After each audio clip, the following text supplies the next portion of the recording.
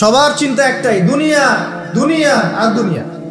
যে দুনিয়া সম্পর্কে নবী সাল্লাল্লাহু আলাইহি ওয়াসাল্লাম বলেছেন, একটু শোনেন।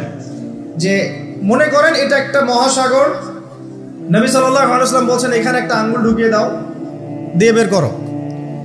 এই আঙ্গুলে যতটুকু পানি আছে এটা দুনিয়া, আর এই পুরো মহাসাগরে যত পানি আছে এটা পরকাল। একদিন সাহাবীদেরকে নিয়ে নবী যাচ্ছেন সাল্লাল্লাহু আলাইহি ওয়াসাল্লাম, একটা মৃত গাধা বা বকরির বাচ্চা পড়ে আছে, মৃত গাধা বকরির বাচ্চা। সাহাবীদেরকে বলছেন, হে আমার সাহাবীরা, তোমরা কি এই বকরির বাচ্চাটাকে 1 দিরহামের বিনিময়ে কিনতে চাও? কিসের বিনিময়ে? 1 দিরহাম। দিরহাম কি জিনিস সেটা পরে বোঝাবো ইনশাআল্লাহ, ওইগুলো এখন বুঝবেন না। দিরহাম কি জিনিস সেটা পরে বুঝবেন। দিরহাম থাকলে আর রিজার্ভ কমতো না। দিরহাম থাকতো যদি কোনো কান্ট্রি, রিজার্ভ আর কমতো না। রিজার্ভ কমে ডলারের ভিত্তিতে। ডলার হচ্ছে এখন সারা ওয়ার্ল্ডের ডমিনেটিং কারেন্সি, ওটাকে হার্ড কারেন্সি বলে। মানে আপনি তেল কিনতে চান, 1 কোটি টাকা ব্রিফকেসে নিয়ে আমাদের আবু ধাবিতে চলে যান, গিয়ে শেখদেরকে বলেন যে আমাকে 1 কোটি টাকার তেল দেন। 1 ফোঁটাও তেল দিবেন আপনাকে, দিবে না।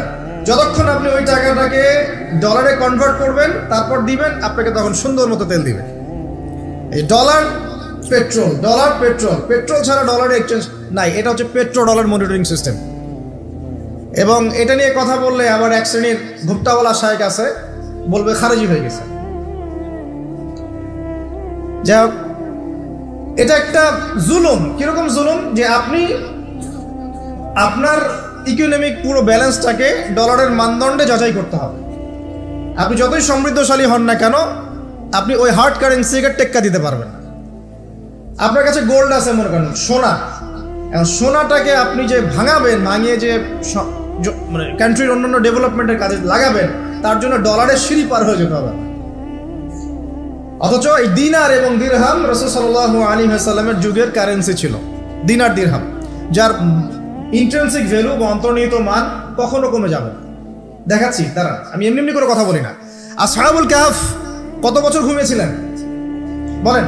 309 বছর। 309 বছর। পকেটের মধ্যে কিছু কয়েন ছিল, সোনার আর রূপার কয়েন। এই এলাকা ছেড়ে চলে গেছে, গুহার মধ্যে ঘুমিয়েছে, রাত কাটাবে। আল্লাহ পাক ঘুম পাড়িয়ে রেখেছেন 309 বছর। 309 বছর ঘুম থেকে ওঠার পর তারা বলছে, কেম লাবিস্তুম, তোমরা কতদিন ঘুমিয়েছো?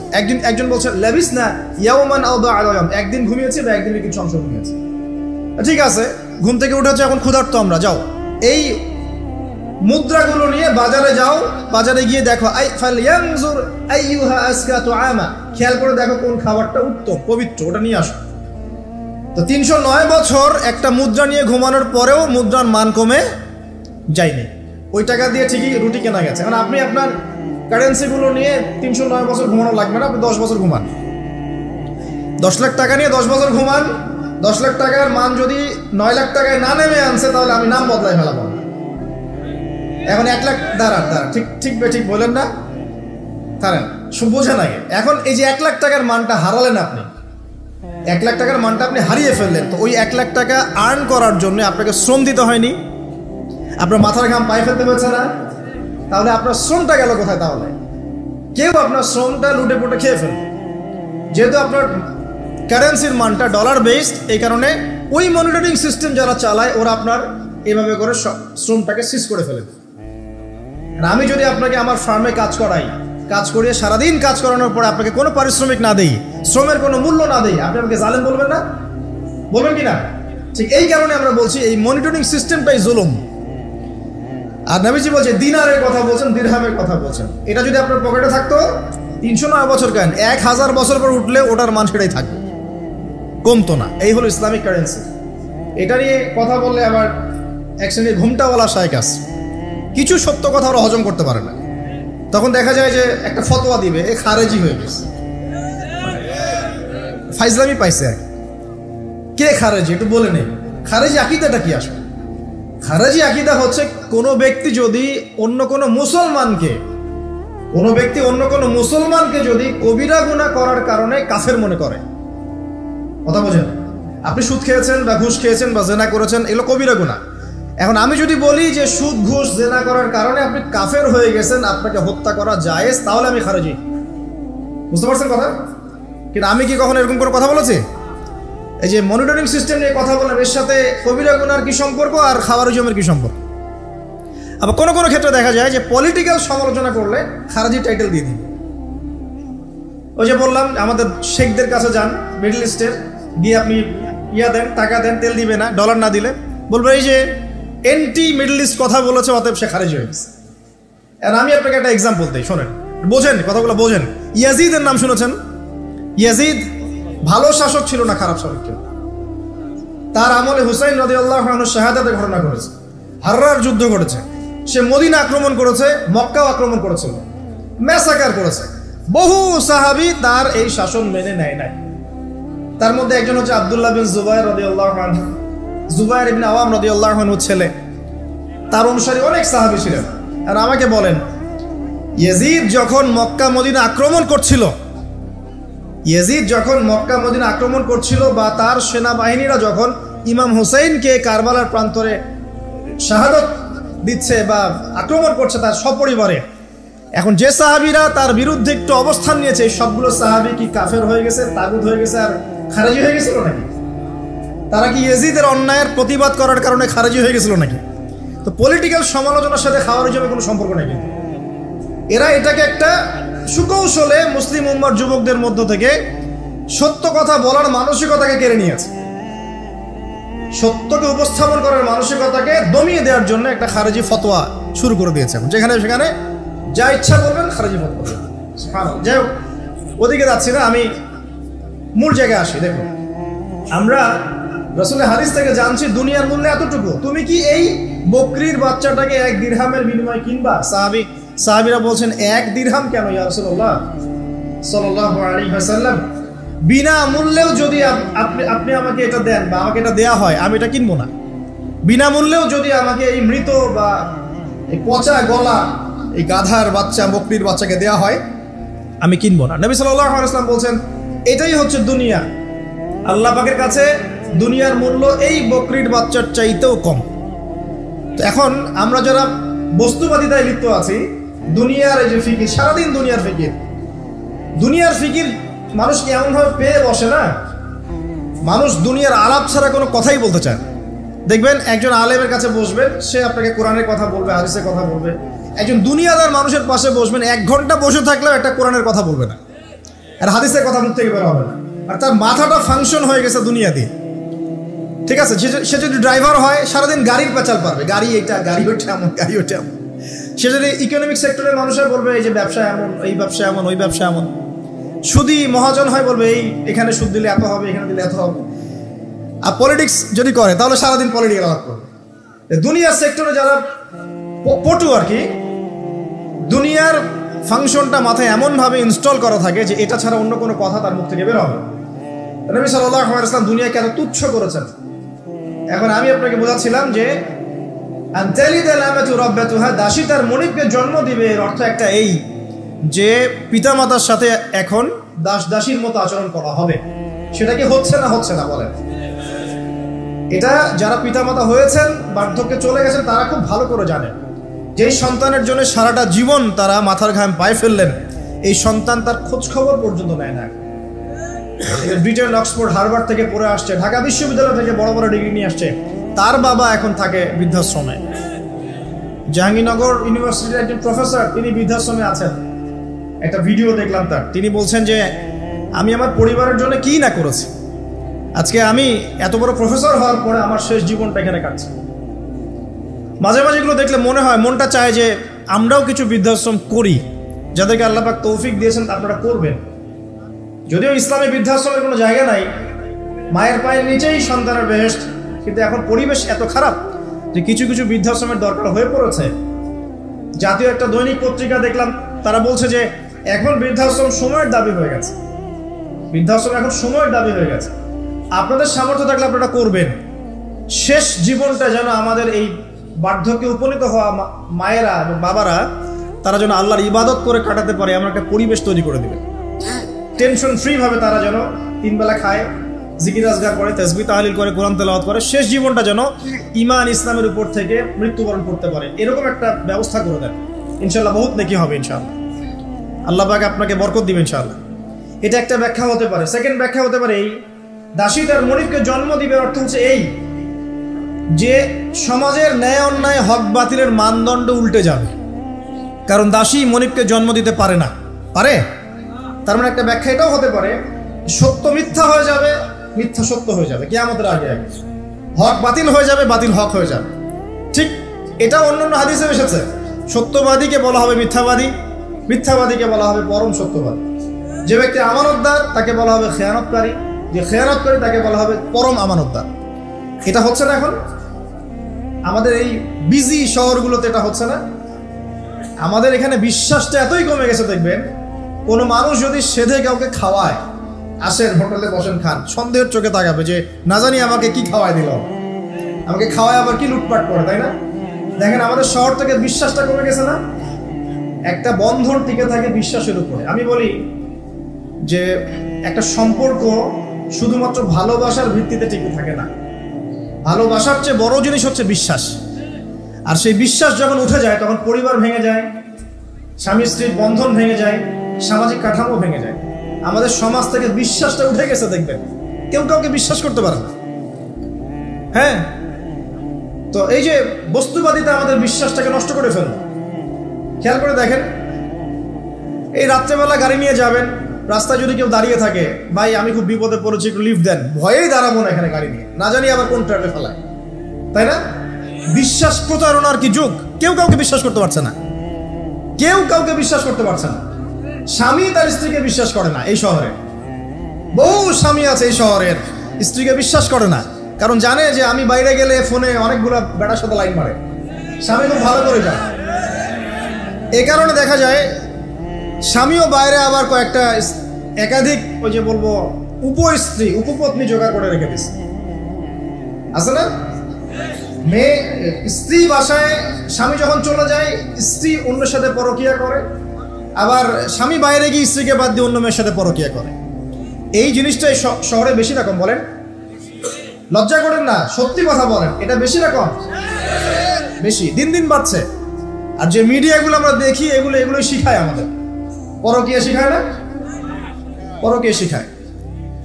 আর এটা যে এত ভয়াবহ মহামারী আকার ধারণ করেছে না, যে অনেক ক্ষেত্রে দেখা যায় স্বামী অফিসে যাওয়ার সাথে সাথেই বয়ফ্রেন্ড বাসায় হাজির। এই যে বাক্সে বাক্সে বন্দি জীবন বললাম, বাক্সে বাক্সে বন্দি ফ্ল্যাটের ভিতরে তো ঢুকলে আর বোঝা যায় না ভিতরে কি হচ্ছে। কত ফ্ল্যাটে যে জেনা হয় এখন এই শহরে, আল্লাহ ভালো জানে। এই ফ্ল্যাটের প্রত্যেকটা ইঞ্চি ইঞ্চি মাটি আল্লাহর কাছে সাক্ষী দিবে। যেখানে যে মাটিতে বসে অবিবাহিত যুবক যুবতী জেনা করেছে আর বিবাহিত যুবক যুবতীরা এবং এই স্বামী স্ত্রী জেনা করেছে, এর ইঞ্চি ইঞ্চি মাটি আল্লাহর কাছে কথা বলবে, এর ইঞ্চি ইঞ্চি মাটি আল্লাহর সামনে কথা বলবে।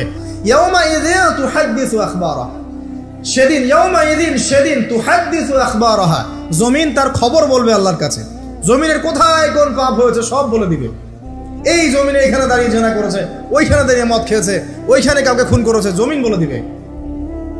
একটা কথা এখানে মাঝখানে বলে দেই, যারা অবিবাহিত যুবক যুবতী আছো, এই লেকচার তোমরা যারা শুনছো, তোমাদের মধ্যে কেউ যদি জেনা করে থাকো, অবিবাহিতের কথা বলছি, তোমাদের কাঁধের মধ্যে এখন 100 বেত্রাঘাতের শাস্তি ঝুলে আছে।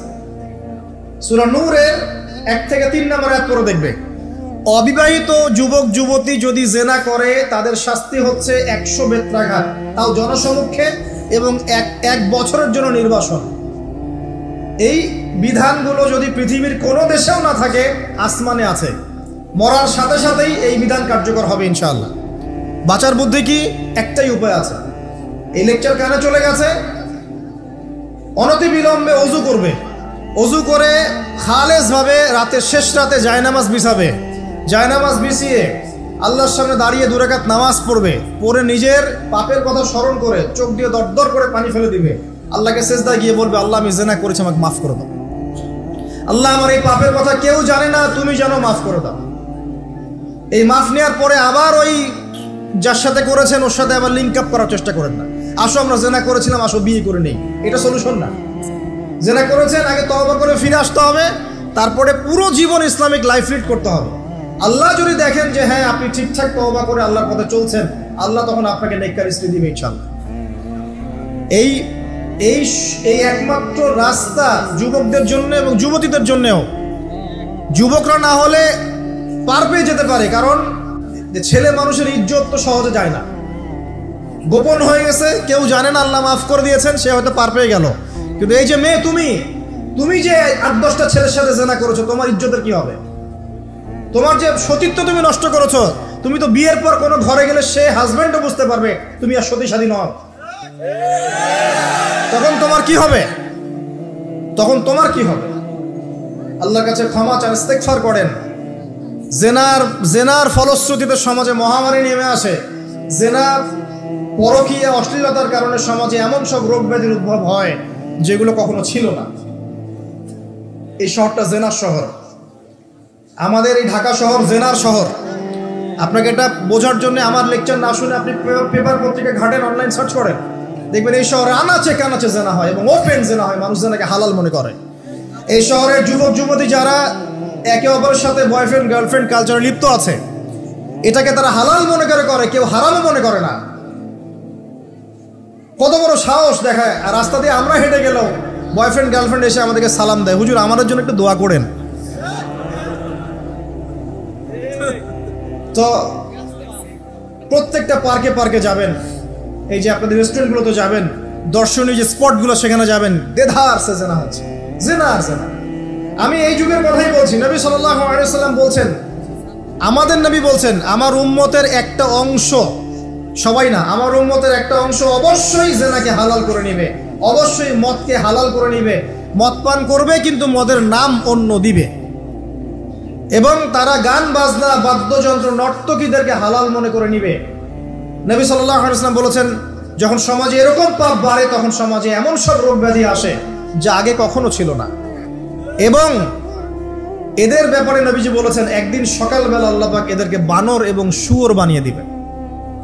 কিয়ামতের আগে এই ঘটনাও ঘটবে, বিকৃত হবে, ভূমিকম্প, ভূমিধস এবং আকৃতির বিকৃতি, এগুলো আযাব আসবে আল্লাহর পক্ষ থেকে। এই জেনা, এই ব্যভিচার, এই পরকীয়া, নোংরামি, অশ্লীলতার কারণে ঘরে এগুলা বয়ফ্রেন্ড গার্লফ্রেন্ড কালচার। কেউ মনে করে না যে এগুলা হারাম, কেউ মনে করে না যে আমার এই যে সহপাঠী আমার গায়রে মাহরাম, এই গায়রে মাহরাম শব্দটাই নাই।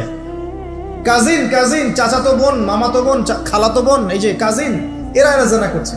কি দেখা বাকি রেখেছে এই যুগে আমরা দেখছি যে নিজের মেয়ের সাথে পিতার শারীরিক সম্পর্ক। পেপার পত্রিকা পড়েন, একটু অনলাইন ঘাটেন, দেখেন কোন যুগে আছেন আপনি। সমাজে ন্যায় অন্যায় হক বাতিলের মানদণ্ডই উল্টে যাবে। মানুষ ন্যায়কে অন্যায় মনে করবে, অন্যায়গুলোকে ন্যায় মনে করে নিবে। কোনো মানদণ্ড নাই।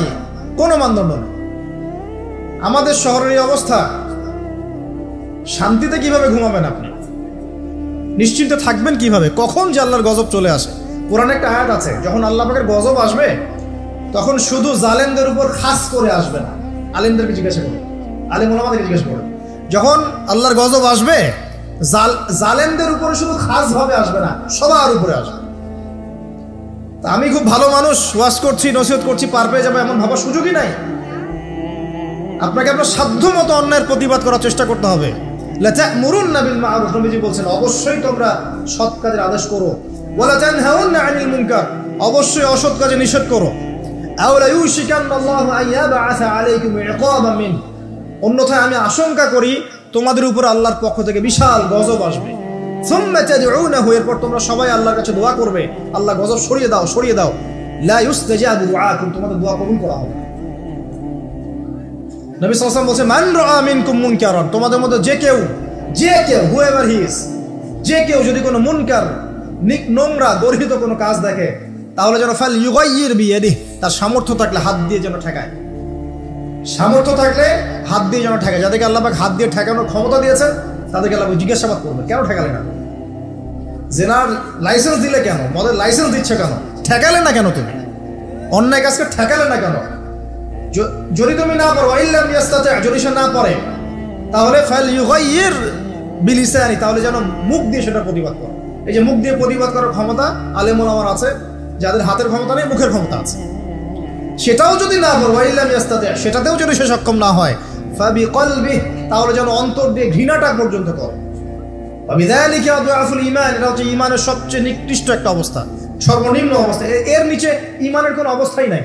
তার মানে অন্যায় দেখে আমাদের যাদের মনে কোনো ফিলিংসই কাজ করছে না, তার মানে আমাদের ঈমান নাই। আসলে সহজ কথা, ঈমানের সেই তেজ নাই আমাদের মধ্যে।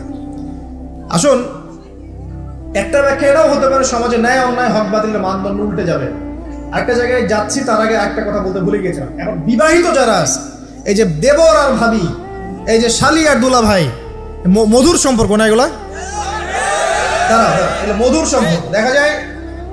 সুবহানাল্লাহ, এই যে আমার এখানে ফোন আছে না, আমাদের অফিসিয়াল পেজ আছে, অফিসিয়াল পেজে যত প্রশ্ন আসে দেখি ম্যাক্সিমাম জেনা কেন্দ্রিক, ব্যভিচার কেন্দ্রিক, পরকীয়া কেন্দ্রিক।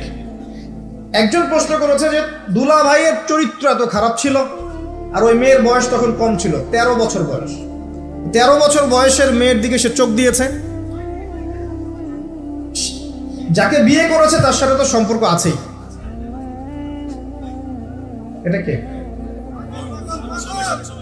আচ্ছা, যাকে বিয়ে করেছে ওর সাথে তো সম্পর্ক আছেই।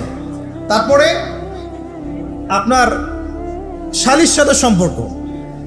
এখন শালির সাথে তার 2 বছর ধরে সম্পর্ক করার পর সেগুলোর ভিডিও ধারণ করেছে, ধারণ করে তাকে ব্ল্যাকমেইল করছে যে যদি আমার সাথে খারাপ কাজে সে রাজি না হয় তাহলে এই ভিডিওগুলো ভাইরাল করে ফেলবো। এই যে অনলাইনের যুগ, এখন তো মানুষ নিশ্চিন্তে মানুষ যে একটা প্রাইভেট লাইফ লিড করবে সেটাও করতে পারে না। প্রাইভেট লাইফের সব কিছু রেকর্ডেড হয়ে যায়, হয় না? এটা একটা ফিতনা, মহা ফিতনা। সে রেকর্ড করেছে, এইভাবে ব্ল্যাকমেইল করে এই শালীর শরীর তো নষ্ট করলো। 1 বছর 2 বছর না, 3 বছর ধরে। এখন এই মেয়ে প্রশ্ন করছে পেজের মধ্যে যে এখন তার মানসিক অবস্থা এতই খারাপ, সে জিজ্ঞাসা করছে আমি যদি আত্মহত্যা করি তাহলে আমার পাপ হবে কিনা। এই মেয়েটা যদি আপনার বোন হতো কি করতেন আপনি? আল্লাহ না করুক এই মেয়ে যদি কারো মেয়ে হতো তাহলে কি করতেন আপনি? আপনার কাছের কেউ হলে আপনি কি করতেন? এখানে ওই শাস্তিটা না বলে সামনে যেতে পারছি না। শোনেন, যারা বিবাহিত ব্যক্তি হওয়ার পরেও পরকীয়া করেছেন, বিবাহ করার পরেও পরকীয়ার পাপে লিপ্ত ছিলেন বা এখনো আছেন, জেনে হোক না জেনে হোক করেছেন, অথবা এটা জেনে করেছেন যেটা একটা খারাপ কাজ তারপরেও করেছেন, রাসূলুল্লাহ সাল্লাল্লাহু আলাইহি ওয়াসাল্লামের হাদিস এবং আল্লাহ পাকের কালাম অনুযায়ী তাদের শাস্তি হচ্ছে কোমর পর্যন্ত মাটিতে পুঁতে ফেলে পাথর নিক্ষেপ করে রজম করে হত্যা করা। ইসলামিক যদি কোনো রাষ্ট্র থাকতো বা এটা যদি হতো, বা এটা যদি ইমামুল মাহদির যুগ হতো বা ওমর রাদিয়াল্লাহু আনহুর যুগ হতো, তাহলে এই শাস্তির বাইরে আপনি চলতে পারতেন না যদি এটা প্রমাণ হতো। এই শাস্তি যদি দুনিয়াতে কার্যকর নাও হয়, আপনি যদি তওবা না করে মারা যান তাহলে কিয়ামতের মাঠে এই শাস্তি আপনি ভোগ করবেন। খুব মজা লাগছে পরকীয়া করতে। সকালে একটার সাথে, দুপুরে একটার সাথে, আজকে একজনের সাথে রাত কাটান, কালকে আরেকজনের সাথে রাত কাটান, খুব মজা পাচ্ছেন। রাত্রেবেলা মদ খান আর হোটেলে রাত কাটান, সকালবেলা আবার অফিসে যান। আমাদের শহরের এগুলা কালচার কোত্থেকে আসলো? এই শহরকে পবিত্র করবে কে এবং এই শহরের আসল রূপগুলো স্পষ্ট করবে কারা? খুব মজা পাচ্ছেন এগুলোতে। সুবহানাল্লাহ। একটা বিষয় বুঝাই, ইসলামে কেসাস আছে, কেসাস। মনে করেন আমাকে কেউ হত্যা করেছে, আপনি তাকে হত্যা করতে পারেন। মনে করেন আপনি কাউকে হত্যা করেছেন, ঠিক আমাদের লজের মধ্যে কেউ যদি কাউকে হত্যা করে তাকে ফাঁসি দেওয়া হয় না, এরকমই কেউ যদি কাউকে হত্যা করে ইসলামের বিধান কেসাস করা, মানে হাতের বদলে হাত, চোখের বদলে চোখ, কানের বদলে কান, নাকের বদলে নাক, জানের বদলে জান, যদি প্রমাণ হয়। কিন্তু এখানেও হত্যাকারীর বাঁচার সুযোগ আছে। কিরকম? মনে করেন আপনি আমার পরিবারের কাউকে হত্যা করেছেন, আল্লাহ না করুন। এখন আপনি এসে আমাকে ক্ষমা চাচ্ছেন যে আমার ভুল হয়ে গেছে, আমি রক্তপণ দিব, আমাকে মাফ করে দেন। এখন আমাদের পরিবারকে আপনাকে বললো ঠিক আছে আপনাকে মাফ করে দিলাম, আপনার কেসাস করার দরকার নেই, আপনি রক্তপণ দিয়ে দেন, তাহলে আপনি বেঁচে থাকার সুযোগ পেলেন। কথা বুঝতে পারছেন? আরেকটা হচ্ছে মুরতাদ। মনে করেন কেউ ইসলামের কিছু বিষয়কে অস্বীকার করেছে, তাকে জেলখানায় বন্দি করে রাখা হবে, সুযোগ দেওয়া হবে যে আপনি কি এগুলো জেনে শুনে বলেছেন নাকি এর উপর অটল থাকবেন না ফিরে আসবেন। সে যদি বলে না আমি তওবা করলাম, আমি এগুলো থেকে ফিরে আসলাম, ও বেঁচে থাকার অধিকার পেয়ে গেল। কিন্তু বিবাহিত ব্যক্তি যারা ব্যভিচার করেছে, বিবাহিত ছেলে বা মেয়ে ব্যভিচার করেছে, তওবা করে যদি ফিরেও আসে, রজমের শাস্তি থেকে বাঁচার কোনো সুযোগ নাই। বুঝতে পারছি না? একজন মহিলার কথা বলি তাহলে বুঝতে পারবেন। এটা একজন মহিলা সাহাবীর ক্ষেত্রেও হয়েছে, একজন পুরুষ সাহাবীর ক্ষেত্রেও হয়েছে। আচ্ছা, পুরুষ সাহাবীর কথা বাদ দিয়ে মহিলা সাহাবীর কথাটা বলি। মহিলা সাহাবী এসেছেন, এসে নবীজিকে বলছেন ইয়া রাসূলুল্লাহ তাহিরনি, আমাকে পবিত্র করুন, আমি একটা অন্যায় করেছি। আমি বিশাল একটা অন্যায় করেছি। নবী সাল্লাল্লাহু আলাইহি ওয়াসাল্লাম বলছে, কি করেছো তুমি? তখন সে বলছে, আমি জিনা করেছি। নবী সাল্লাল্লাহু আলাইহি ওয়াসাল্লাম বলছেন, বাসায় যাও, বাসায় গিয়ে আল্লাহর কাছে তওবা করো, আল্লাহ পাক মাফ করে দিবেন। নবীজি এটাকে হাইড করতে চাচ্ছেন, কারণ কি, যখন আপনি কেস আদালতে নিয়ে যাবেন তখন তো উপায় নাই, আপনাকে তো বিচার করতেই হবে। তুমি বাসায় ফিরে যাও, তওবা করো, আল্লাহ মাফ করে দিবেন। সে মহিলা নাছর বান্দা, না আমার বিচার করে দেন, আমার বিচার করে দেন, পরকালে আমি শাস্তি পেতে চাই না, দুনিয়াতে আমার বিচার করে দেন। নবী সাল্লাল্লাহু আলাইহি ওয়াসাল্লাম বলছে, তুমি কি গর্ভবতী হয়েছো? হ্যাঁ, জেনার কারণে আমি গর্ভবতী হয়ে গেছি। এরকম হচ্ছে না এখন? আর যে অ্যাবর্শন করছে না, ওই যে ক্লিনিকে গিয়ে, এটাও ট্রেন্ড হয়ে গেছে। হইল, সমস্যা কোথায়? কি এমন হয়েছে? আমার কি কেরিয়ার নষ্ট হয়ে গেছে? ফ্যামিনিস্ট নোংরা মেয়ে কোথাকার। তারপরে এই মেয়ে বলছে, হ্যাঁ আমি গর্ভবতী হয়েছি ইয়া রাসূলুল্লাহ। নবী সাল্লাল্লাহু আলাইহি ওয়াসাল্লাম বলছেন, বাসায় ফিরে যাও, সন্তান যখন খালাস হবে তারপরে এসো বিচার করে দেবে। 9 থেকে 10 মাস সে এই সন্তানকে গর্ভে ধরলো। ধরার পরে সন্তান যখন খালাস হয়ে গেল, সে নবীর কাছে এসে সন্তান কোলে নিয়ে, নবজাতক, ইয়া রাসূলুল্লাহ সাল্লাল্লাহু আলাইহি ওয়াসাল্লাম দরুদ পড়বেন, আমাকে পবিত্র করে দিন, আমার সন্তান হয়ে গেছে।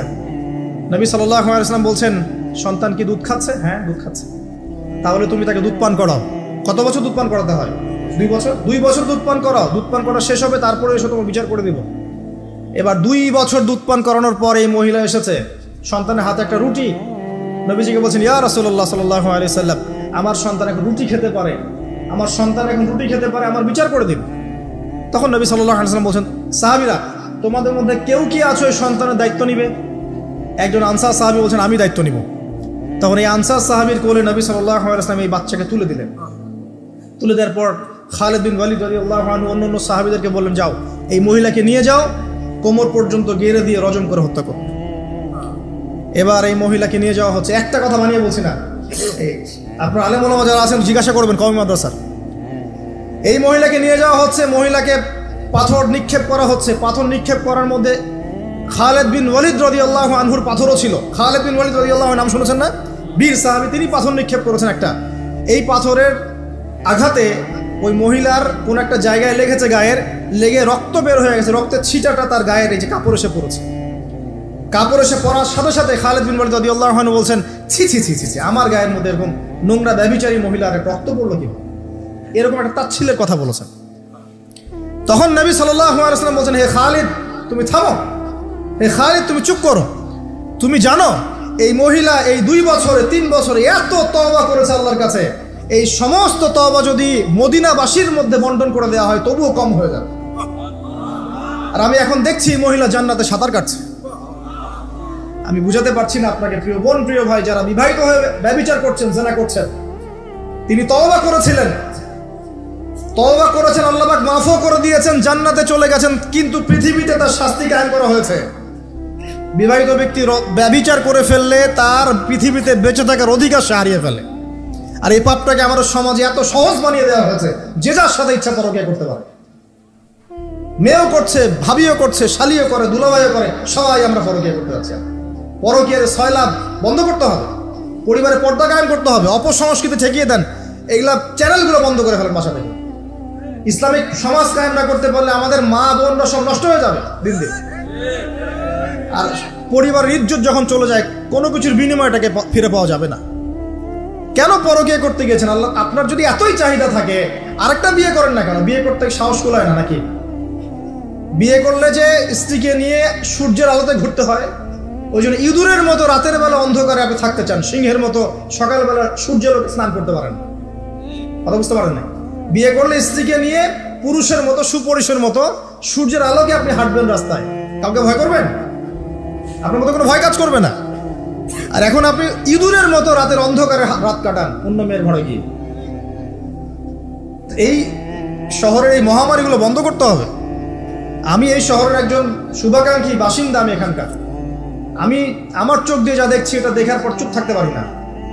আমরা সব জায়গায় জানা দেখছি, আর মাদক দ্রব্য দেখছি, আর পরকীয়া দেখছি। পর্নোগ্রাফির তো শেষ নাই, প্রত্যেকের ফোনে ফোনে পর্নোগ্রাফি, এভরিবডি। দেখবেন অনেক সময় মাদ্রাসার শিক্ষকের দ্বারা ছাত্র বালাৎকার হচ্ছে, হয়নি? সম্ভব কিভাবে? কারণ ওই শিক্ষক পর্নোগ্রাফির আসক্ত ছিল। আপনি চেক করে দেখেন, পর্নোগ্রাফির আসক্ত হওয়ার ফলে সে হিতাহিত জ্ঞান হারিয়ে ফেলেছে। সে বাচ্চা, ছেলে বাচ্চা না মেয়ে বাচ্চা, কিছু দেখার সময় নেই।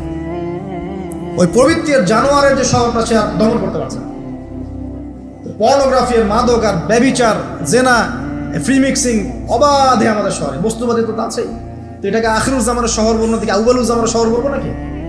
শুধু এই শহরের সমস্যা এটা নয়, প্রত্যেক বড় বড় শহরেই সমস্যা। ইভেন এগুলো এখন গ্রামে পর্যন্ত চলে গেছে, এগুলো গ্রামেও চলে গেছে, গ্রামে আরো বেশি আছে।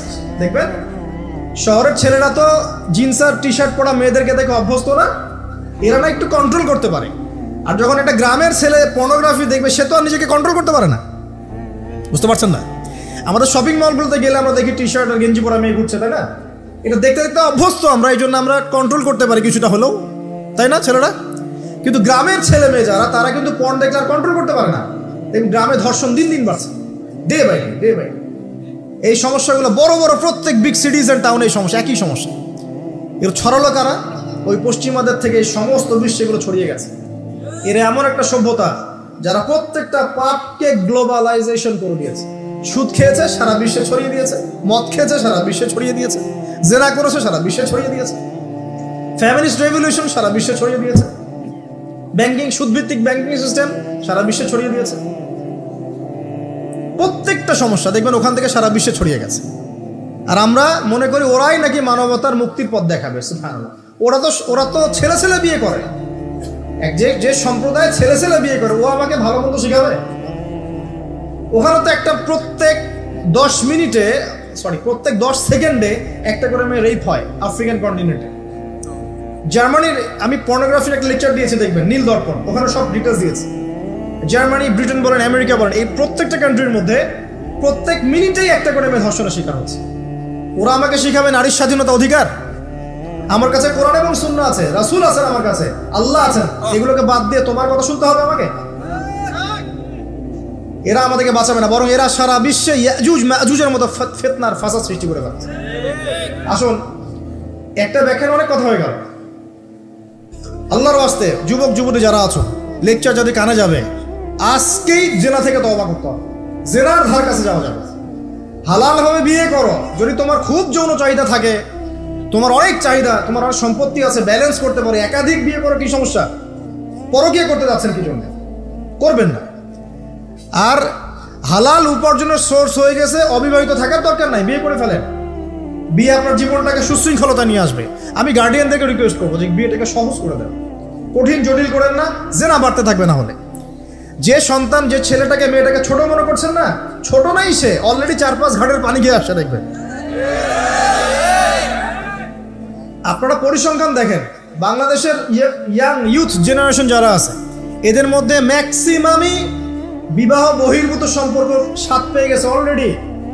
স্কুল কলেজ পাশ করেনি, এখন পর্যন্ত যৌন সম্পর্ক করে বসে আছে। আর ছোট ছোট মেয়েগুলোকে ছোট মনে হয়, বদের হাড্ডি সবগুলো। সব জায়গায় দেখবেন এরা বেশি বদের হাড্ডি। কেন বলছি জানেন? এরা ছেলেদেরকে সিডিউস করে, ভালো মেয়ে কোথায় খুঁজে পাবেন এখন? খুব রেয়ার, খুব ডিফিকাল্ট, খুবই ডিফিকাল্ট। বিয়েটাকে সহজ করেন, জেনাটাকে বন্ধ করেন, পরকীয়ার রাস্তা বন্ধ করেন। এগুলোর শাস্তি দুনিয়াতে না পেলেও পরকালে পেতে হবে। কিন্তু রাসূলুল্লাহ সাল্লাল্লাহু আলাইহি ওয়াসাল্লাম মেরাজের রাতে গিয়ে দেখে এসেছেন যে একটা চুলা দেখেছেন, চুলা তন্দুর চুলার মতো, নিচের দিকটা ফাঁপা, উপরের দিকটা সরু, আগুন জ্বলছে দাউ দাউ করে, এক শ্রেণীর মানুষকে পোড়ানো হচ্ছে। আগুন যখন ফ্লো বাড়ছে, মানুষ উপরে আসছে, ফ্লো কমছে, নিচে নামছে, এভাবে। রাসূলুল্লাহ সাল্লাল্লাহু আলাইহি ওয়াসাল্লাম জিজ্ঞাসা করলেন, ইয়া জিবরিল, এরা কারা? জিবরাইল আলাইহিস সালাম বলছে, এরা আপনার উম্মতের সেই সব ব্যক্তি যারা জেনার পাপে লিপ্ত ছিল, এবং তাদের এই আযাব থেকে এত দুর্গন্ধ বের হচ্ছে কল্পনা করতে পারবেন না। আরেক শ্রেণীর লোককে দেখেছেন, সামনে এই যে ভালো গোশত, পাশে খারাপ পচা গোশত, বসে বসে পচা গোশত খাচ্ছে, ভালো গোশত খাচ্ছে না। শাস্তি হচ্ছে কবরে, বারজাখের জগতে। নবী জিজ্ঞাসা করছেন, এরা কারা? জিবরাইল আলাইহিস সালাম বলছে, এরা হচ্ছে আপনার উম্মতের সেই সব ব্যক্তি যাদের ঘরে পবিত্র স্বামী ছিল, পবিত্র স্ত্রী ছিল, তাদের সাথে সন্তুষ্ট না থেকে তারা পরকীয়া করেছে। আল্লাহ পাক আমাদের শহরটাকে হেফাজত করুন। এখানে একটাই সলিউশন, ইসলামিক অনুশাসন, আদারওয়াইজ অন্য কোনো সলিউশন নাই। কতক্ষণ ভালো থাকবেন আপনি? চতুর্দিক থেকে আপনাকে জেনায় উদ্যুক্ত করা হচ্ছে। আপনি অনলাইনে ঢোকেন, এই যে ফোনটা নেন, ফেসবুকে ঢোকেন, ইউটিউবে ঢোকেন, খালি জেনা আর জেনা। মানে জেনাটাকে এমনভাবে দেখানো হয় যে কি যে মজার একটা বিষয়, কি যে মজা একটা। অথচ জানেন, জেনার মধ্যে যাররা পরিমাণ কোনো সুখ নাই। আপনি হালালভাবে বিয়ে করেন, আপনি যে সুখটা পাবেন, আপনি শত শত জেনা করলে সে সুখ পাবেন না। এটাকে দেখানো হয়, এই যে পর্নোগ্রাফি যা দেখায় সবই ভুয়ার বানোয়ার, এটা টোটালি বানোয়ার জিনিস। শুটিং আছে না, শুটিং, ওই যে নায়ক নায়িকা নাচানাচি করে, শ্যুট করে না, ঠিক সেম ভাবে এটাকে শ্যুট করা, এগুলো শুটিং জাস্ট, আর কিছু না। তো কেন ছড়িয়ে দেওয়া হলো? কারণ মুসলিমদের ঈমান, তাদের তাকওয়া, তাদের কলবের যে নূর, এটাকে নষ্ট করার জন্য। কারণ মুসলিম যুবকরা যদি ইসলামের আলোয় উদ্ভাসিত হয়, তাদেরকে ঠেকানো এত সহজ নয়। তাদের দ্বারা ইনশাআল্লাহ দেশ, জাতি এবং উম্মার খেদমত হবে। এই কারণে তারা সুকৌশলে এটা করেছে। আসেন, অনেক লম্বা না করে আমি ফিনিশিং এর দিকে টানছি এখন এদিক থেকে। দ্বিতীয় ব্যাখ্যা এটা হতে পারে যে সমাজে ন্যায় অন্যায়, হক বাতিলের মানদণ্ডই কি হবে? উল্টে যাবে। উল্টে গেছে কিনা? মানুষ এখন মিথ্যাবাদীকে সত্যবাদী মনে করে কিনা? এবং ওয়ার্ল্ডে যত বড় বড় মিথ্যা নিউজগুলো হয়, সবাই এগুলোকে সত্য মনে করে না। আর সত্য নিউজগুলোকে মানুষ মিথ্যা মনে করে। আমানতদার একটা ব্যক্তি বলে যে চরম খেয়ানতকারী ব্যক্তি বলে আমানতদার। যার চরিত্র দেখবেন সবচেয়ে খারাপ, ওকে বলছে একেবারে কি চরিত্র, মহান চরিত্র অধিকারী। আর সবচেয়ে উন্নত চরিত্র অধিকারী নবী সাল্লাল্লাহু আলাইহি ওয়াসাল্লামকে মানুষ গালি দেয়, তাই না? তো দেখেন, মানদণ্ড উল্টে গেছে। আরেকটা ব্যাখ্যা বলছি এই হাদিসের শব্দটার, আনতালিদ আলামাতু রাব্বাতুহা। হ্যাঁ, সত্যি সত্যি দাসী মনিবকে জন্ম দিতে পারে, এটা বোঝার জন্য এই যুগটাই সবচেয়ে উৎকৃষ্ট। কিভাবে জন্ম দিতে পারে দেখুন, একটু মনোযোগ দেন।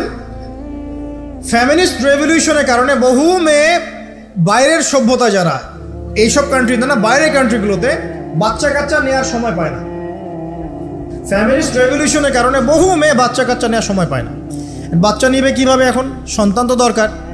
তখন কি করে? মধ্যবিত্ত, নিম্ন মধ্যবিত্ত কান্ট্রিগুলো থেকে কিছু মেয়েকে হায়ার করা হয়। তাদের যে গর্ভটা, এটাকে হায়ার করা হয় যে তোমার গর্ভে আমার স্পার্ম ইনজেক্ট করা হবে এবং 9 মাস সেখানে সন্তানটা হবে। তারপর সন্তান জন্ম দিয়ে তুমি তোমার অনারিয়াম নিয়ে চলে যাবে। মনে করেন, বুঝাচ্ছি, মনে করেন আমেরিকার একটা কাপল, ওদের তো মেয়েদের বাচ্চা কাচ্চা নেওয়ার সময় নাই। তো প্রোগ্রেস, এগিয়ে যাওয়া, ইজ্জতও থাকে না। 10-15 বছরের মধ্যেই সারা জীবন এভাবেই তারা চলে। 10টা-20টা জেনা হয়, এগুলো কোনো বিষয় না। ডিভোর্স তো সকালে বিয়ে হলে বিকেলে ডিভোর্স হয়। বাচ্চা কাচ্চা নেওয়ার ফুরসত নাই। এখন আমেরিকান এক মেয়ে ধরেন, এক ছেলে ধরেন, একটা শ্রীলঙ্কার কোনো মেয়ের গর্ভ ভাড়া করেছে। এখন গর্ভের সন্তান হলো, সন্তান জন্ম দেওয়ার পরে এই সন্তানটা নিয়ে তাকে তার অনারিয়াম দেওয়া হচ্ছে $10,000-20,000 ডলার নিয়ে সে বাচ্চাটা দিয়ে দিল। এই যে বাচ্চাটা যে হলো, এই বাচ্চাটা হচ্ছে মনিবের, আর এই মেয়েটা হচ্ছে এখানে দাসী।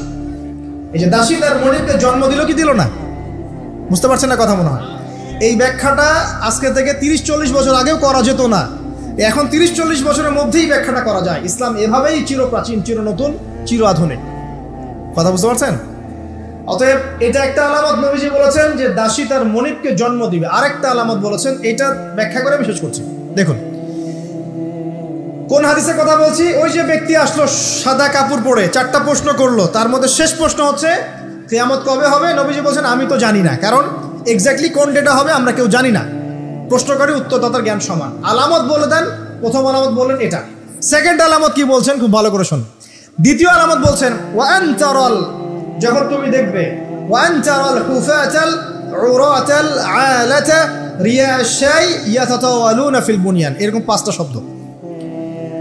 যখন তুমি দেখবে সমাজের সবচেয়ে নিম্ন শ্রেণীর, বিনা কাপড়ের, বিনা জুতার, মানে কাপড় কেনার টাকা নাই, জুতা পরার টাকা নাই, নগ্ন পদের, নগ্ন দেখে, রিয়াশাই মানে হচ্ছে রাখাল শ্রেণীর মানুষ।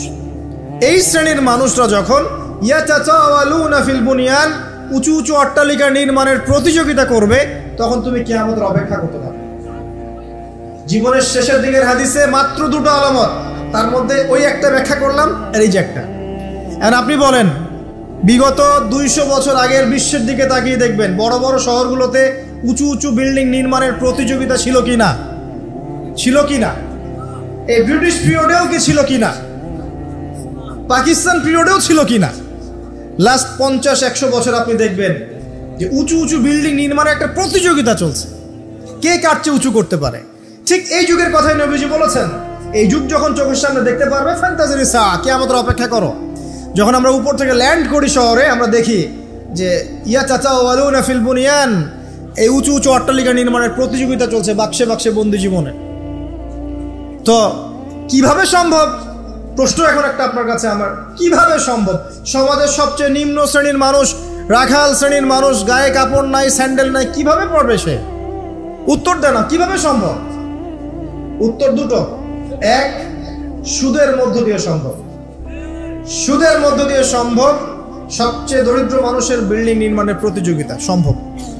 সেকেন্ডটা হচ্ছে অন্যের সম্পদ আত্মসাৎ এবং করাপশন, এর মধ্য দিয়ে সম্ভব এটা করা। এবং এই জিনিসগুলোও শেষ জামানার আলামত। শেষ জামানার সুদ র্যাপিডলি বাড়তে থাকবে। একটা ব্যক্তি খুঁজে পাওয়া যাবে না মনে হয় যার গায়ে সুদের ছিটাফোঁটা গিয়ে লাগবে না। এই যে আমি বসে আছি, মনে করছেন আমি সুদ খাই না, বা আপনি খাচ্ছেন না? আপনি না খেলেও, প্রত্যক্ষভাবে না খেলেও পরোক্ষভাবে ঠিকই খাচ্ছেন। না খেলেও আপনার গায়ে সুদের ছিটাফোঁটা গিয়ে লাগছেই।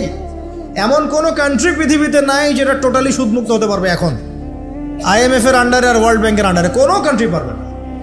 আপনি যাই নিতে যান, চড়া সুদের লোন দিতে হবে, আর এই লোন আমাদের পকেট থেকে শোধ করতে হবে। অতএব প্রত্যক্ষভাবে না খেলেও পরোক্ষভাবে আপনি খাচ্ছেন। হয় খাচ্ছেন, না হয় দিচ্ছেন, না হলে সাক্ষী থাকছেন, না হলে লিখে রাখছেন, কিছু একটা করছেন। এটা সেই জামানা। বিবাহিত যারা আছে, এই যে দেবর আর ভাবি, এই যে শালি আর দুলা ভাই, মধুর সম্পর্ক না এগুলা? মধুর সম্পর্ক দেখা যায়। সুবহানাল্লাহ। এই যে আমার এখানে ফোন আছে না, আমাদের অফিসিয়াল পেজ আছে, অফিসিয়াল পেজে যত প্রশ্ন আসে দেখি ম্যাক্সিমাম জেনা কেন্দ্রিক, ব্যভিচার কেন্দ্রিক, পরকীয়া কেন্দ্রিক। একজন প্রশ্ন করেছে যে দুলা ভাইয়ের চরিত্র এত খারাপ ছিল, আর ওই মেয়ের বয়স তখন কম ছিল, 13 বছর বয়স। 13 বছর বয়সের মেয়ের দিকে সে চোখ দিয়েছে। যাকে বিয়ে করেছে তার সাথে তো সম্পর্ক আছেই। তারপরে আপনার শালির সাথে সম্পর্ক। এখন শালির সাথে তার 2 বছর ধরে সম্পর্ক করার পর সেগুলোর ভিডিও ধারণ করেছে। ধারণ করে তাকে ব্ল্যাকমেইল করছে যে যদি আমার সাথে খারাপ কাজে সে রাজি না হয় তাহলে এই ভিডিওগুলো ভাইরাল করে ফেলবে। এই যে অনলাইনের যুগ, এখন তো মানুষ নিশ্চিন্তে মানুষ যে একটা প্রাইভেট লাইফ লিড করবে সেটাও করতে পারে না। প্রাইভেট লাইফের সব কিছু রেকর্ডেড হয়ে যায়, হয় না? এটা একটা ফিতনা, মহা ফিতনা। সে রেকর্ড করেছে, এইভাবে ব্ল্যাকমেইল করে এই শালীর সতীত্ব নষ্ট করবে। 1 বছর 2 বছর না, 3 বছর ধরে। এখন এই মেয়ে প্রশ্ন করছে পেজের মধ্যে যে এখন তার মানসিক অবস্থা এতই খারাপ, সে জিজ্ঞাসা করছে আমি যদি আত্মহত্যা করি তাহলে আমার পাপ হবে কিনা। এই মেয়েটা যদি আপনার বোন হতো কি করতেন আপনি? আল্লাহ না করুক এই মেয়ে যদি কারো মেয়ে হতো তাহলে কি করতেন আপনি? আপনার কাছের কেউ হলে আপনি কি করতেন? এখানে ওই শাস্তিটা না বলে সামনে যেতে পারছি না। শোনেন, যারা বিবাহিত ব্যক্তি হওয়ার পরেও পরকীয়া করেছেন, বিবাহ করার পরেও পরকীয়ার পাপে লিপ্ত ছিলেন বা এখনো আছেন, জেনে হোক না জেনে হোক করেছেন, অথবা এটা জেনে করেছেন যেটা একটা খারাপ কাজ তারপরেও করেছেন, রাসূলুল্লাহ সাল্লাল্লাহু আলাইহি ওয়াসাল্লামের হাদিস এবং আল্লাহ পাকের কালাম অনুযায়ী তাদের শাস্তি হচ্ছে কোমর পর্যন্ত মাটিতে পুঁতে ফেলে পাথর নিক্ষেপ করে রজম করে হত্যা করা। ইসলামিক যদি কোনো রাষ্ট্র থাকতো বা এটা যদি হতো, বা এটা যদি ইমামুল মাহদির যুগ হতো বা ওমর রাদিয়াল্লাহু আনহুর যুগ হতো, তাহলে এই শাস্তির বাইরে আপনি চলতে পারতেন না যদি এটা প্রমাণ হতো। এই শাস্তি যদি দুনিয়াতে কার্যকর নাও হয়, আপনি যদি তওবা না করে মারা যান তাহলে কিয়ামতের মাঠে এই শাস্তি আপনি ভোগ করবেন। খুব মজা লাগছে পরকীয়া করতে। সকালে একটার সাথে, দুপুরে একটার সাথে, আজকে একজনের সাথে রাত কাটান, কালকে আরেকজনের সাথে রাত কাটান, তো মজা পাচ্ছেন। রাত্রেবেলা মদ খান আর হোটেলে রাত কাটান, সকালবেলা আবার অফিসে যান। আমাদের শহরের এগুলা কালচার কোত্থেকে আসলো? এই শহরকে পবিত্র করবে কে এবং এই শহরের আসল রূপগুলো স্পষ্ট করবে কারা? খুব মজা পাচ্ছেন এগুলোতে। সুবহানাল্লাহ। একটা বিষয় বুঝাই, ইসলামে কেসাস আছে, কেসাস। মনে করেন আমাকে কেউ হত্যা করেছে, আপনি তাকে হত্যা করতে পারেন। মনে করেন আপনি কাউকে হত্যা করেছেন, ঠিক আমাদের লজের মধ্যে কেউ যদি কাউকে হত্যা করে তাকে ফাঁসি দেওয়া হয় না, এরকমই কেউ যদি কাউকে হত্যা করে ইসলামের বিধান কেসাস করা, মানে হাতের বদলে হাত, চোখের বদলে চোখ, কানের বদলে কান, নাকের বদলে নাক, জানের বদলে জান, যদি প্রমাণ হয়। কিন্তু এখানেও হত্যাকারীর বাঁচার সুযোগ আছে। কিরকম? মনে করেন আপনি আমার পরিবারের কাউকে হত্যা করেছেন, আল্লাহ না করুন। এখন আপনি এসে আমাকে ক্ষমা চাচ্ছেন যে আমার ভুল হয়ে গেছে, আমি রক্তপণ দিব, আমাকে মাফ করে দেন। এখন আমাদের পরিবারে কি আপনাকে বললো ঠিক আছে আপনাকে মাফ করে দিলাম, আপনার কেসাস করার দরকার নেই, আপনি রক্তপণ দিয়ে দেন, তাহলে আপনি বেঁচে থাকার সুযোগ পেলেন। কথা বুঝতে পারছেন? আরেকটা হচ্ছে মুরতাদ। মনে করেন কেউ ইসলামের কিছু বিষয়কে অস্বীকার করেছে, তাকে জেলখানায় বন্দি করে রাখা হবে, সুযোগ দেওয়া হবে যে আপনি কি এগুলো জেনে শুনে বলেছেন নাকি এর উপর অটল থাকবেন না ফিরে আসবেন। সে যদি বলে না আমি তওবা করলাম, আমি এগুলো থেকে ফিরে আসলাম, ও বেঁচে থাকার অধিকার পেয়ে গেল। কিন্তু বিবাহিত ব্যক্তি যারা ব্যভিচার করেছে, বিবাহিত ছেলে বা মেয়ে ব্যভিচার করেছে, তওবা করে যদি ফিরেও আসে, রজমের শাস্তি থেকে বাঁচার কোনো সুযোগ নাই। বুঝাতে পারছি না? একজন মহিলার কথা বলি তার বুঝতে পারবেন। এটা একজন মহিলা সাহাবীর ক্ষেত্রেও হয়েছে, একজন পুরুষ সাহাবীর ক্ষেত্রেও হয়েছে। আচ্ছা, পুরুষ সাহাবীর কথা বাদ দিয়ে মহিলা সাহাবীর কথাটা বলি। মহিলা সাহাবী এসেছেন, এসে নবীজিকে বলছেন ইয়া রাসূলুল্লাহ তাহিরনি, আমাকে পবিত্র করুন, আমি একটা অন্যায় করেছি, আমি বিশাল একটা অন্যায় করেছি। নবী সাল্লাল্লাহু আলাইহি ওয়াসাল্লাম বলছে কি করেছো তুমি? তখন সে বলছে আমি জিনা করেছি। নবী সাল্লাল্লাহু আলাইহি ওয়াসাল্লাম বলছেন বাসায় যাও, বাসায় গিয়ে আল্লাহর কাছে তওবা করো, আল্লাহ পাক মাফ করে দিবেন। নবীজি এটাকে হাইড করতে চাচ্ছেন, কারণ কি যখন আপনি কেস আদালতে নিয়ে যাবেন তখন তো উপায় নাই, আপনাকে তো বিচার করতেই হবে। তুমি বাসায় ফিরে যাও, তওবা করো, আল্লাহ মাফ করে দিবেন। সে মহিলা নাছর বান্দান, না আমার বিচার করে দেন, আমার বিচার করে দেন, পরকালে আমি শাস্তি পেতে চাই না, দুনিয়াতে আমার বিচার করে দেন। নবী সাল্লাল্লাহু আলাইহি ওয়াসাল্লাম বলছে তুমি কি গর্ভবতী হয়েছো? হ্যাঁ, জেনার কারণে আমি গর্ভবতী হয়ে গেছি। এরকম হচ্ছে না এখন? আর যে অ্যাবর্শন করছে না ওই যে ক্লিনিকে গিয়ে, এটাও ট্রেন্ড হয়ে গেছে। হইল, সমস্যা কোথায়? কি এমন হয়েছে? আমার কি কেরিয়ার নষ্ট হয়ে গেছে? ফ্যামিনিস্ট নোংরা মেয়ে কোথাকার। তারপরে এই মেয়ে বলছে হ্যাঁ আমি গর্ভবতী হয়েছি ইয়া রাসূলুল্লাহ। নবী সাল্লাল্লাহু আলাইহি ওয়াসাল্লাম বলছেন বাসায় ফিরে যাও, সন্তান যখন খালাস হবে তারপরে এসে বিচার করে দেবে। 9 থেকে 10 মাস সে এই সন্তানকে গর্ভে ধরলো, ধরার পরে সন্তান যখন খালাস হয়ে গেল, সে নবীর কাছে এসে সন্তান কোলে নিয়ে নবজাতক ইয়া রাসূলুল্লাহ সাল্লাল্লাহু আলাইহি ওয়াসাল্লাম দরুদ পড়বেন, আমাকে পবিত্র করে দিন, আমার সন্তান হয়ে গেছে। নবী সাল্লাল্লাহু আলাইহি ওয়াসাল্লাম বলছেন সন্তান কি দুধ খাচ্ছে? হ্যাঁ দুধ খাচ্ছে। তাহলে তুমি তাকে দুধ পান করাও। কত বছর দুধ পান করাতে হয়? 2 বছর। 2 বছর দুধ পান করাও, দুধ পান করা শেষ হবে তারপরে এসে তোমার বিচার করে দেব। এবার 2 বছর দুধ পান করানোর পরে এই মহিলা এসেছে, সন্তানের হাতে একটা রুটি, নবীজিকে বলছেন ইয়া রাসূলুল্লাহ সাল্লাল্লাহু আলাইহি ওয়াসাল্লাম আমার সন্তান এখন রুটি খেতে পারে, আমার সন্তান এখন রুটি খেতে পারে, আমার বিচার করে দিন। তখন নবী সাল্লাল্লাহু আলাইহি ওয়াসাল্লাম বলছেন সাহাবীরা তোমাদের মধ্যে কেউ কি আছো এই সন্তানের দায়িত্ব নিবে? একজন আনসার সাহাবী বলছেন আমি দায়িত্ব নিব। তখন এই আনসার সাহাবীর কোলে নবী সাল্লাল্লাহু আলাইহি ওয়াসাল্লাম এই বাচ্চাকে তুলে দিলেন। তুলে দেওয়ার পর খালিদ বিন ওয়ালিদ রাদিয়াল্লাহু আনহু অন্যান্য সাহাবীদেরকে বললেন যাও এই মহিলাকে নিয়ে যাও, কোমর পর্যন্ত গেড়ে দিয়ে রজম করে হত্যা করো। এবার এই মহিলাকে নিয়ে যাওয়া হচ্ছে, একটা কথা বানিয়ে বলছি না, আপনার আলেম ওলামা যারা আছেন জিজ্ঞাসা করবেন কওমি মাদ্রাসার। এই মহিলাকে নিয়ে যাওয়া হচ্ছে, মহিলাকে পাথর নিক্ষেপ করা হচ্ছে। পাথর নিক্ষেপ করার মধ্যে খালিদ বিন ওয়ালিদ রাদিয়াল্লাহু আনহুর পাথরও ছিল। খালিদ বিন ওয়ালিদ রাদিয়াল্লাহু আনহু নাম শুনেছেন না? বীর সাহাবী, তিনি পাথর নিক্ষেপ করেছেন একটা। এই পাথরের আঘাতে ওই মহিলার কোন একটা জায়গায় লেগেছে, গায়ের লেগে রক্ত বের হয়ে গেছে, রক্তের ছিটাটা তার গায়ের এই যে কাপড় এসে পড়েছে। কাপড় এসে পড়ার সাথে সাথে খালিদ বিন ওয়ালিদ রাদিয়াল্লাহু আনহু বলছেন ছি ছি ছি ছি, আমার গায়ের মধ্যে এরকম নোংরা ব্যভিচারী মহিলার রক্ত পড়লো কি?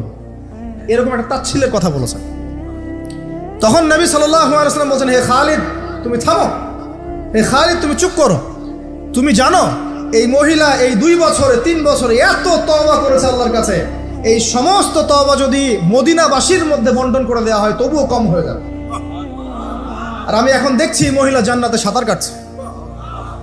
আমি বুঝাতে পারছি না আপনাকে প্রিয় বোন, প্রিয় ভাই, যারা বিবাহিত হয়ে ব্যভিচার করছেন, জিনা করছেন, তিনি তওবা করেছিলেন, তওবা করেছেন, আল্লাহ পাক মাফও করে দিয়েছেন, জান্নাতে চলে গেছেন, কিন্তু পৃথিবীতে তার শাস্তি কায়েম করা হয়েছে। বিবাহিত ব্যক্তি ব্যভিচার করে ফেললে তার পৃথিবীতে বেঁচে থাকার অধিকার সে হারিয়ে ফেলে। আর এই পাপটাকে আমাদের সমাজে এত সহজ বানিয়ে দেওয়া হয়েছে, যে যার সাথে ইচ্ছা পরকীয়া করতে পারে। মেয়েও করছে, ভাবিও করছে, শালিও করে, দুলাভাইও করে, সবাই আমরা পরকীয়া করতে যাচ্ছি। পরকীয়ার সয়লাভ বন্ধ করতে হবে, পরিবারে পর্দা কায়েম করতে হবে, অপসংস্কৃতি ঠেকিয়ে দেন, এগুলা চ্যানেলগুলো বন্ধ করে ফেলেন বাসা থেকে। ইসলামিক সমাজ কায়েম না করতে পারলে আমাদের মা বোনরা সব নষ্ট হয়ে যাবে দিন দিন। আর পরিবারের ইজ্জত যখন চলে যায়, কোনো কিছুর বিনিময়টাকে ফিরে পাওয়া যাবে না। কেন পরকীয়া করতে গিয়েছেন? আল্লাহ আপনার যদি এতই চাহিদা থাকে আরেকটা বিয়ে করেন না কেন? বিয়ে করতে সাহস কুলায় না নাকি?